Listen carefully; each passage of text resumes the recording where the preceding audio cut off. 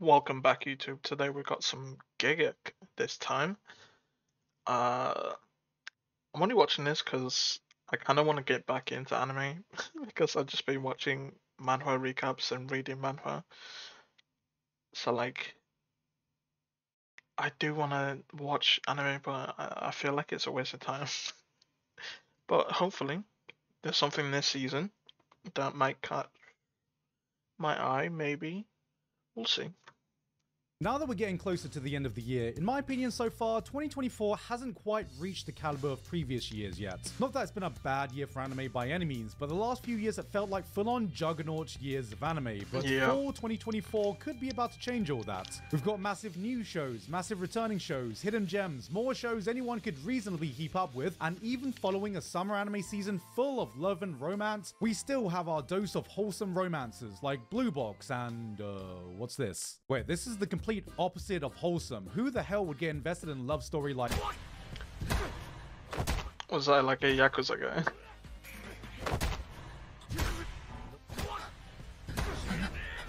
guy? Jesus.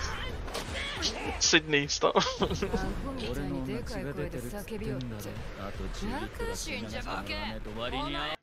It's just two psychos who love each other. Oh no, he's hot.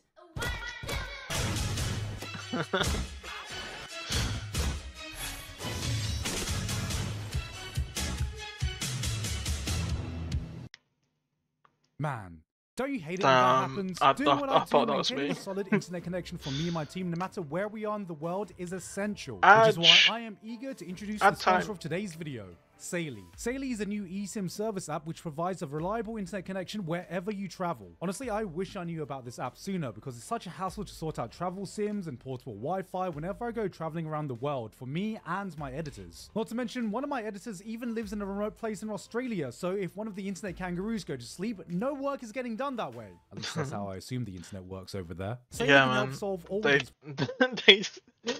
they send out kangaroos for like the packets.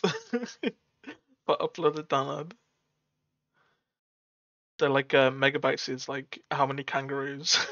25 kangaroos. Problems with the download of a single app compatible with most iOS or Android devices. One SIM can keep you connected in over 160 different countries with an affordable global plan, and you'll never be stuck without data as you can 60 different countries with an affordable global $10 for 3 gigs? Jesus. I know it's not comparable, but I remember when $10 used to be unlimited internet. But back then, files were lesser. The web pages, like, they were like kilobytes back then, and some of them were just bytes. So like, of course, having it unlimited didn't mean you probably used up 1 gigabyte of data if you're like constantly on every day for like a month. Global plan, and you'll never be stuck without data as you can top up at any time. As you can see, it's super simple and easy to use. All you need to do is download the app, which you can do by scanning the QR code on screen, and you can just explore some plans here. Now, I travel to America quite a lot, so let's pick the United States, and they have a bunch of plans here. There's 1 gigabyte $40 for 20 gigs, for 30 days, or even more data if you need it. I don't know the pricings for like for this stuff, because I have a simple phone used for calling. And I'm probably going to go for the, let's say, the 5 gigabytes. And it's as simple as that. You can even click got a coupon to apply coupon code GIGA for a 15% discount. Whether you're traveling or have friends traveling with you, Saily is the way to go. Again, you can download the Saily app by scanning the QR code on screen or clicking that link in the description. And you can also use coupon code GIGA at checkout for a 15% discount. And with that said, let's get back to this season's anime. Well, okay, seems simple enough. Is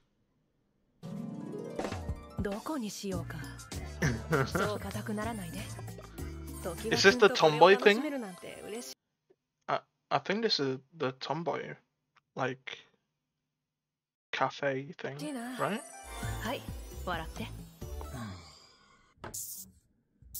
Ladies and gentlemen, they finally made it. canonically straight yaoi. I'm not sure how I feel about this one. Is this for the usual fan base? Is this to hit up a whole new demographic? Or as my wife calls it, is this just yaoi for cowards? All I'm saying is, boys, yaoi for have you cowards. ever looked at your bro and thought, damn, I'm straight, but bro's looking good today? Now, what if your bro still looks like a bro, acted like a bro, talks like a bro, but was actually a girl dressed up as a bro? You ever thought how that'd make you feel? Yeah, me neither. Basically, what I'm trying to say is, sometimes it takes a real woman to be best boy. Summer only gave us a handful of high-profile sequels, but there's certainly not a lack of them this time. Bleach is once again continuing one of the biggest comebacks we've seen in anime. For the gamers, we have... I want to get into Bleach, man.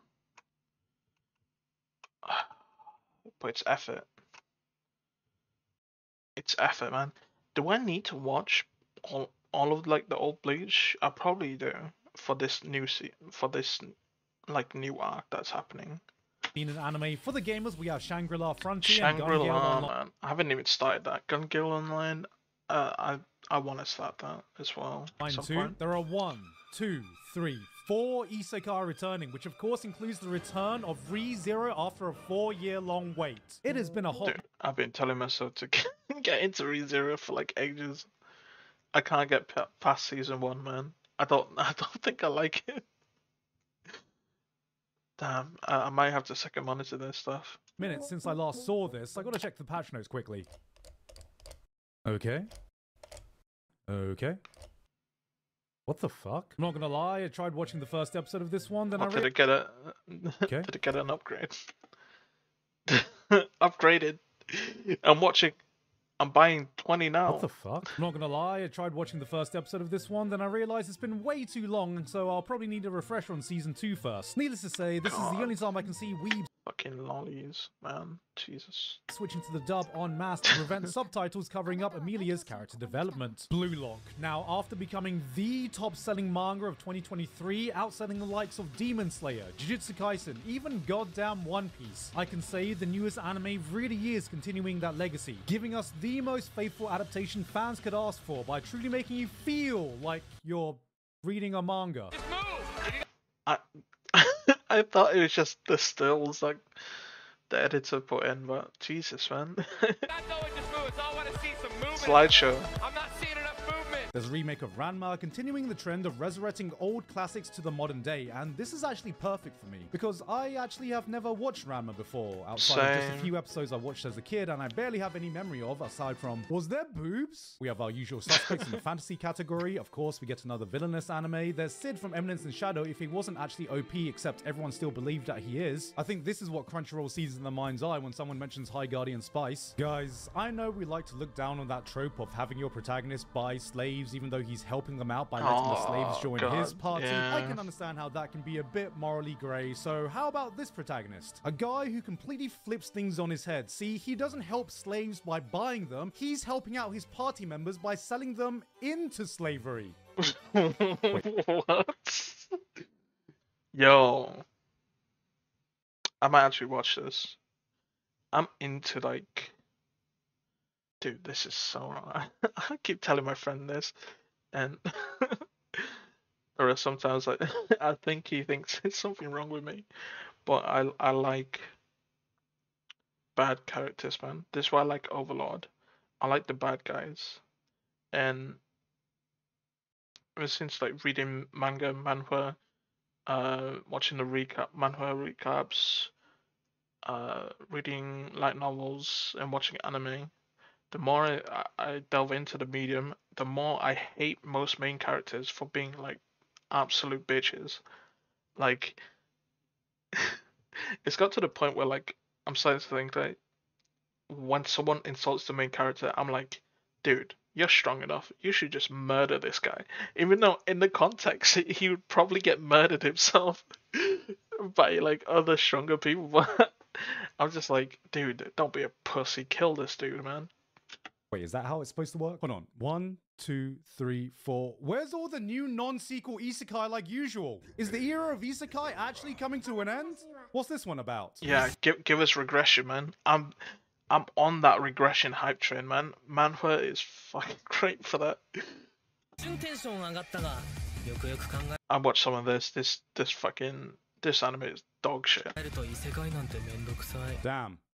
Even Isekai's sick of Isekai. Alright, enough of this stuff. What's the actual new hottest show this season? Smells like milk. Kinda looks like milkshake. What the fuck?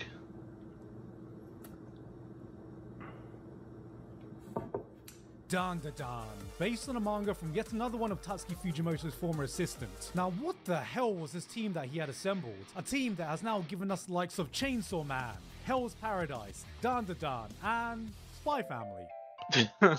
Bro clearly was just on this team vibing in the corner. Something special must have been happening at that studio to pump out hit after hit after hit, and Dultan looks like it's standing up with the best of them. Shonen Jump titles can sometimes feel like they're playing things by the book, following the tried and tested formula. So does Dultan fit that mold? No, I don't even know how to describe the premise of the opening episode, but it plays out like a fever dream based on an Alex Jones monologue. Aliens, ghosts, psychic powers, spirit mediums. Turn the freaking Thrones game, man. A boy and goes, what?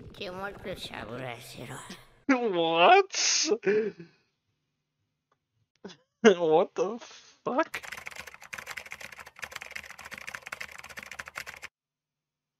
Can't believe this just happened. I was just minding my own business in a tunnel while I was on the phone with someone, and I don't know why it's Turbo Granny.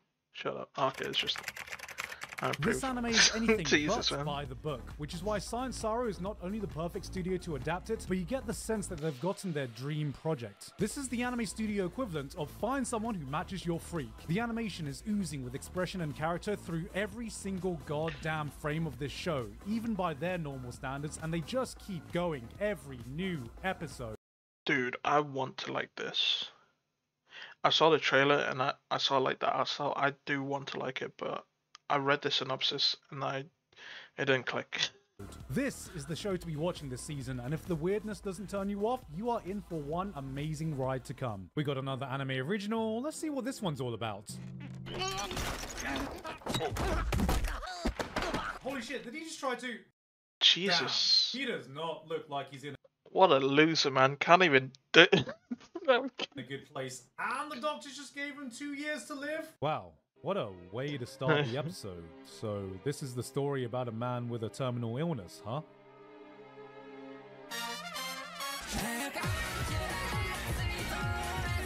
Oh, okay. So we're doing this now. When I imagine what would be in a cozy fishing anime, I don't normally associate it with a guy failing neck pull-ups, getting cancer, drowning in crippling debt, and getting scammed by the crypto market. Bro can apparently catch anything except a break. But this one's been interesting. For a series of such heavy topics, the vibes have been on point. It kind of reminds me of Welcome to the NHK with a fishing twist, and I'm intrigued to see where this series goes.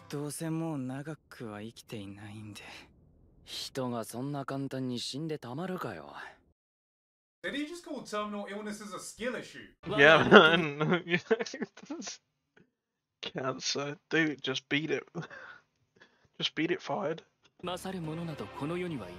go on, come get your man. Hey, this is my man. Come get your man. Stop saying it's my man. Bro, come get your man. Why does everyone keep telling me that this is my man? Somehow, this managed to be regression, incest, and NTR all in one. Going back in time to avoid marrying a guy who secretly wants to bang his sister. Well, that's the beauty of the regression genre. You can go back to being a 15-year-old to redo your life choices. Let's see who the next man in line is.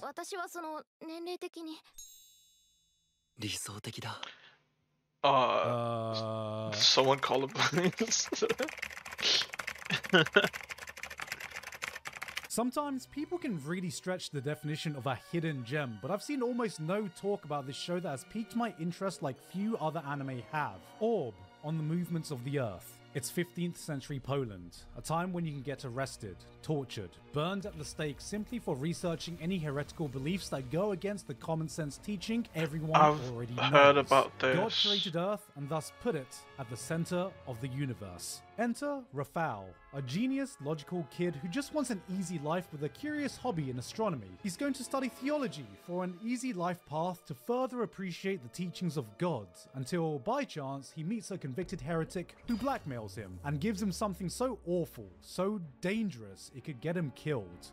an idea. What if the Earth wasn't the center of the universe? The stars didn't revolve around the world, but instead the Earth revolved around the sun. A stupid, nonsensical idea that Rafał immediately dismisses as he goes home confident that he can disprove that idea in a single night. But as he starts thinking, as he starts entertaining the Bro, I'm actually intrigued on this. This sounds so good. Thoughts, mapping out the models, doing everything he can to dismiss the theory, only to find himself falling deeper into it, he realizes something terrifying. Shit. What if this idea is actually right? It's rare nowadays that I see a concept I have never seen before, but this one fit the bill perfectly. A series about dropping the biggest twist on Earth lore it's good animation as well, man. Having to keep it secret from the church to avoid death? Sign me the hell up. This is Nicholas Copernicus' Vinland Saga star with some genuinely fantastic storytelling and characters. Outside of Dultan, this has been the new show I've been excited about the most. Take my advice, go in blind and give this the 3-episode rule and you won't be disappointed. We got yet another I Can Fix Him quirky romance story about a girl getting into arranged marriage with a downright psychopath of a man that could only ever lead to the most toxic relationship of all time. You don't need to be a genius to see that this is just a bad idea. If you asked him what item best describes him, it'd probably be this. I mean, just look at him. I gotta ask, girls, a giant red kind flag, of man. You really want? Do you really think he can be fixed? I just think that. Give me that. Sydney, I'm Hey. Yep. Sydney. I am hijacking this video to give you a public service announcement. Ladies, are you tired of the same old boring anime nice guy love interest? Don't you want a fictional man with a little bit of spice to him? A man who's so infatuated with you, so obsessed with you, that he will protect you, keep you safe, even kill for you! In a fictional setting. Sure, he might be a little mentally unstable. Sure, he might break a few laws. But he will worship you like the goddess you are! Like the goddess you deserve to be! Take your boring vanilla You know, this might be like a whole bit, but a lot of women are into this. Protagonist, keep your majestic Prince Charmings! Why do we keep ignoring the undeniable fact that a little bit of crazy is just that little bit hot? Again, in a fictional setting. So I say to you, we don't in a video want game, to sure. fix him. We don't want him to be fixed. I hereby declare I proudly let him ruin my life. I apologize about that, guys. I assure you, we only promote healthy relationships in this household. Okay, let's just move on. What do we got next? More Danmachi. Alright, let's see what we got here. Fucking end this show, man. Who watches this show? I don't remember anything that happens in it, but I'm pretty sure I've watched like 3 seasons. Or like 2. Very early in my anime journey. I forgot what the fuck even happens in it. I know the main. I tried rewatching it, and like I said before, I hate when the fucking main character's a bitch, and the main character in this is the biggest bitch ever.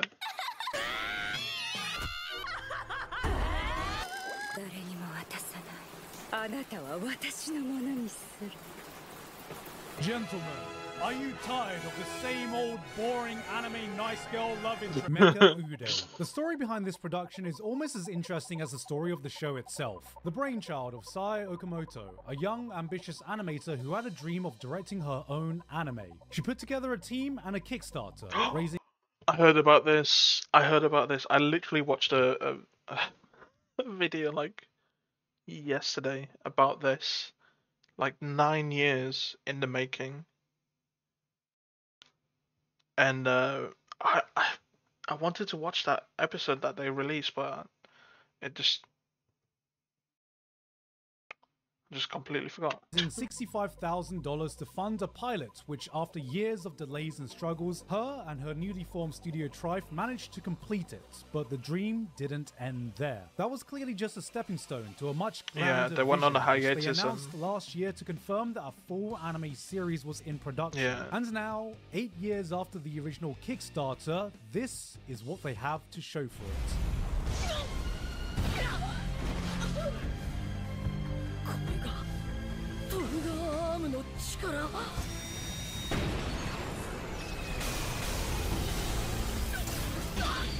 One quick look and you can immediately tell what the influences are. Glorious, over-the-top action, wearable limbs that are also sentient, Hiroyuki Sawano doing the soundtrack. If I didn't know any better, I would have thought this was an offshoot team from Studio Trigger, but that doesn't stop it from standing out from 90% of the other anime you usually see. It's a loud, in-your-face, bombastic action show that wears its influence on its sleeve, fueled by the passion of the people behind it. This project is clearly a dream come true for the creators involved, and while the plotline might not be something we haven't seen before, I am sincerely hoping they are able to pull off something special, so I'm going to be keeping a close eye on this. Yeah, oh, hey. It looks good, man. I was talking about it, like I was gonna watch it, but I just like the story behind it. I think the story behind the whole series is like amazing.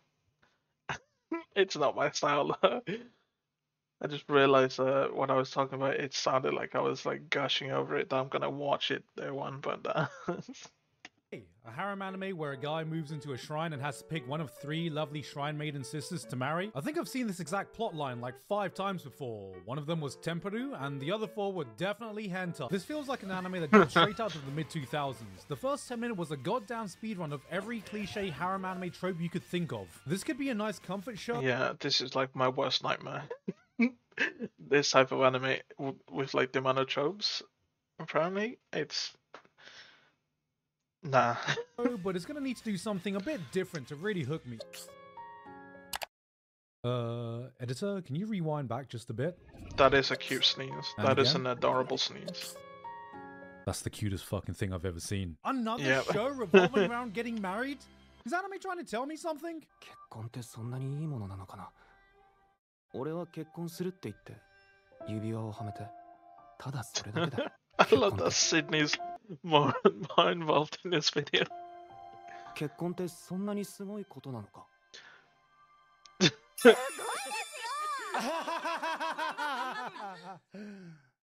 Here we have 2 co-workers Oh god.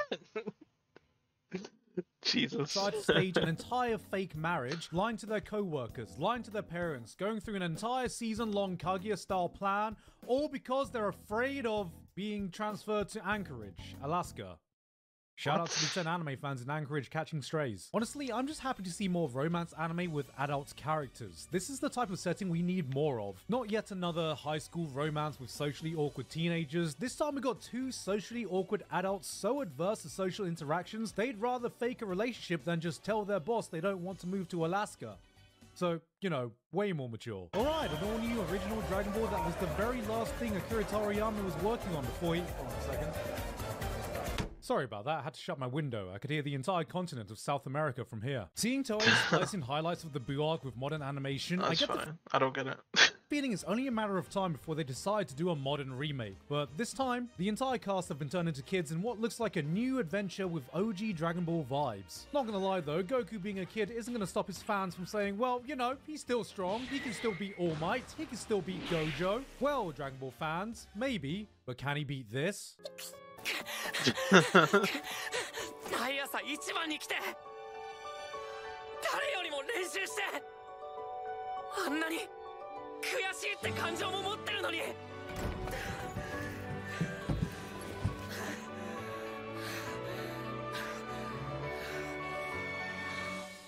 猪俣くんどうしたの Ah! Woman basketball! Last season we had a jam-packed, all-you-can-eat buffet of great romance anime to pick from, and this season's heavy hitter seems to be this. Blue Box. I know I said earlier I was looking for a romance outside of a school setting, but I might just have to make an exception for this one, because this was a full-on instant shot straight into my veins. Not only does it clearly have high production values, especially among the other blue anime, Jesus but it Christ, also man. really looks like they are not shying away from the sports aspect of this show either. You've got your tournament arcs, Nah, that's too many times, man. 3 would have been fine. go to nationals, an adorable romance brewing between 2 characters dedicated to their sports. This looks like a real 50-50 split between a sports anime and a romance drama. Manga readers have talked this one up, so I'm expecting a lot of good things, and I'm interested to see how they end up tying the romance to them hitting their goals. 雑念が入るたび腹筋30回しようあれもう行くの春休みなのに早い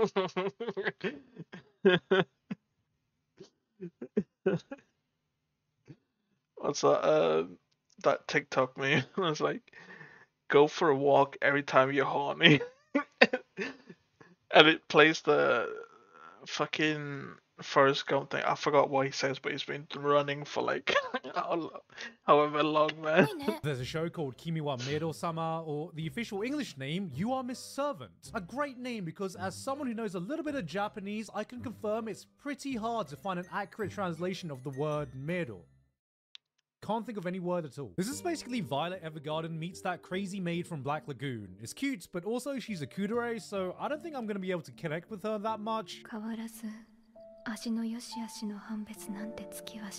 On second thought, she might fit right into trash taste. For anyone looking for a magical girl anime, we got Acro Trip, aka PG-13 gushing over magical girls. But the one I got my eye on is Magi Lumiere, for a satirical, grounded take of magical girls where they fight the biggest evil of all. Corporate management. This may be a magical girl anime with fantasy elements, but I don't think we're gonna get that's a worse villain in Japan, man. More true-to-life representation of the job hiring process in the modern day. I watched episodes of this. I like this premise. I just haven't gone back to it. I watched the first episode at 2x speed. I like the premise. I really do. I'll probably wait for the dub because I'm not gonna be able to concentrate on it. I stand corrected. This one was surprisingly enjoyable. You've got an all-powerful demon lord with unmatched potential, a mastery of deadly magic, is able to bend the entire world to his will. He gets resurrected 500 years later into a cyberpunk world where his legacy is forgotten, his followers have moved on, and technology has rendered his all-powerful magic completely useless. Motherfucker, yeah, they have like devices that can that can do magic for them. It's pretty cool, and the animation's pretty good as well. I'm definitely gonna watch this one. The dub's like complete. True Zoltrack experience. It's a mishmash of such a wide variety of tropes, genres, and settings, and somehow it works. You're seeing Anos Voldigode getting humbled and being forced to survive in the world of Cyberpunk 2077, where the show asks, what can even a demon lord do when he has no job prospects, no qualifications, no experience to speak of, and no practical skills that would be useful at all? He becomes a Twitch streamer. This is getting a bit too real. The corporate experience doesn't end there though, as we have an anime about an unlikely duo rising up to become the world's first trillionaires. Their secret? Spend all their early investments on stupidly expensive office chairs like this. Like, okay, I'm not looking for the most realistic story in the world, but how's that gonna help? Yeah. These guys are going to be trillionaires. They got you by the balls, man, already. They know exactly what they're doing. This is 100% based on reality. Like how a lot of the internet's reacted to this. When you hear a title like My Wife Became an Elementary School Student, you're probably going to be like, damn. They're letting Drake fund anime now? But anyone who actually watches this will realize this is a ridiculous title that misrepresents the type of show that this is. 10 years on, after a man lost his wife to illness, he and his daughter have never gotten over it. A shadow of the people they used to be, nothing has truly filled that hole that their wife and mother had left when she passed away. Until one day, when she shows up at their door as a reincarnated 10-year-old kid. What? No. The family gets a second chance to spend precious time together. The father rediscovers his purpose. The daughter gets her motherly role model back that she was missing. But as the episodes play out, you feel this melancholic atmosphere. We're all armed with the knowledge that these happy times can't last. Please don't let this be like fucking sus. Don't have like sus lines, man. This is an interesting premise, but like, holy crap, this could get so bad. So quickly. Like, what the fuck? Forever. Eventually, they're going to have to face the reality of the situation, and you'll... Who thought of this, man? Who threw the darts at the dartboard, man? Find that dude. And punch him in the face. Sitting there, prepping your heart for when that ball's finally going to drop. It's a story about coping with the loss of a loved one and wholesome, how to move on from that. And while the title is bait as hell, it could have been worse. I mean, what if it was this exact title except, oh no. Oh god. Uzumaki. Junji Ito is one of the most influential mangakas in the horror world, producing some of the most unnerving... I heard about this, and I heard the pacing's a bit wonky, but it's probably like the best adaptation of his work. to date. Terrifying stories you can find in the medium. True works of art.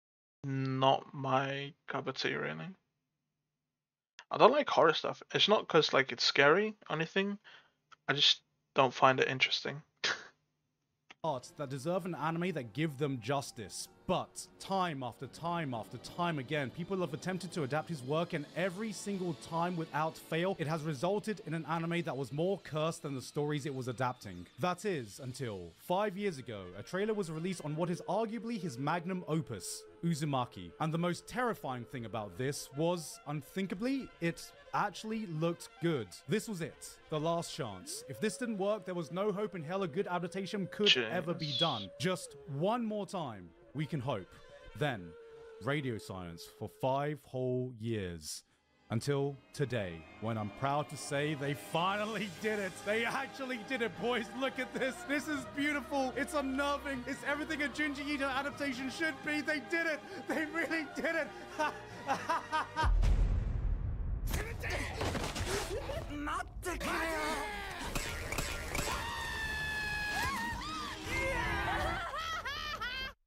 I hate everything. I think the difference is like the detail. That might be it. I think they just spent all the budget at the start. Because if you look at the drawings look so good. I like stuff like this, like eerie. It is so well drawn. But I dislike cheap horror. Cheap horror is like the worst, like the jump scares and all of that. Just boring stuff. Anyway, that's a cool video. I think I only got the Cyberpunk Magic Demon Lord thing, something 2099, and that Polish one. The Polish thing about the world orbiting the sun. I think those two are probably going to be my must-watch this season. Everything else, it's like, cringe. Is there anything that I'm missing?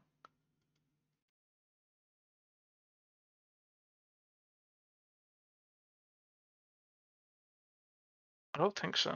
Dandadan, I do want to like that, but no. I don't like the synopsis of it. ReZero, I'll probably watch that at some point. Jungler Frontier Season 2. I should probably continue that. I might just watch that subbed. I do enjoy that. Yeah, I think that's it, man. Three animes this season. This is like a departure from like the last season. Was I pretty much watched every isekai that came out and the recurring anime. Anyway, if you like this video, like, comment, subscribe, all that jazz, and I'll catch you guys in the next one. See ya.